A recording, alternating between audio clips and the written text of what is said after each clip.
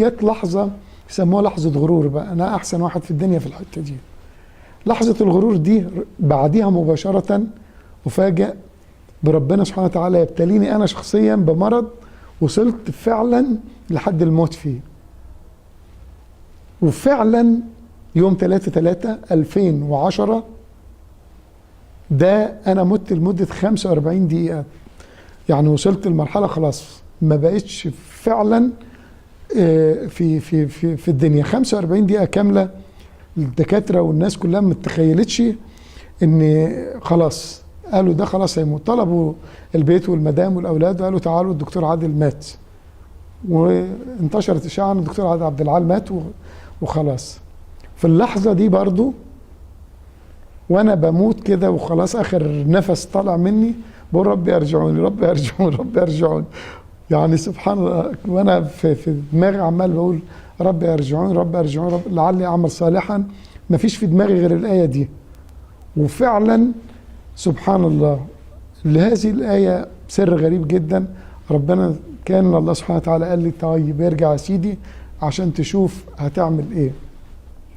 فاكتشفت ان انا كل اللي اتعلمته وفي حياتي خلال 25 سنة شغال في مجال الأعشاب لازم أعرف أن إرادة الله سبحانه وتعالى هي الإرادة الوحيدة والغالبة والنهائية في الشفاء.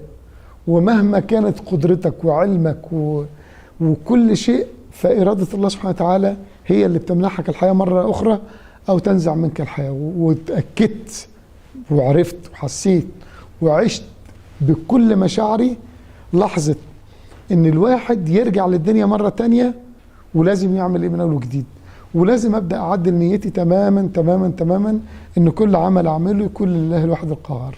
كل عمل اعمله لازم لله فقط. اكتشفت ان كل اموال الدنيا ما تسويش اي حاجة. فعلا كان عندي اشغال كتيرة جدا وعندي سفريات لكندا وعندي سفريات ومحاضرات وجدول محاضرات كامل، وفي تونس ناس مجهزين لنا مؤتمرات والكلام ده. ففجأة قلت طب انت لو مت فعلا ايه اللي هيحصل؟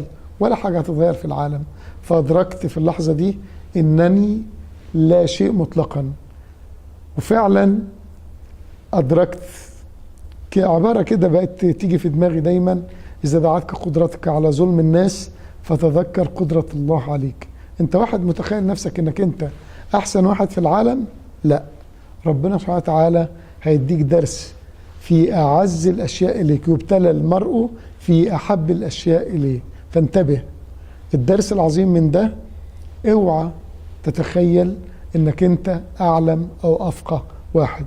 مش ممكن هتكون أحسن من موسى النبي حينما تعلم من الخضر.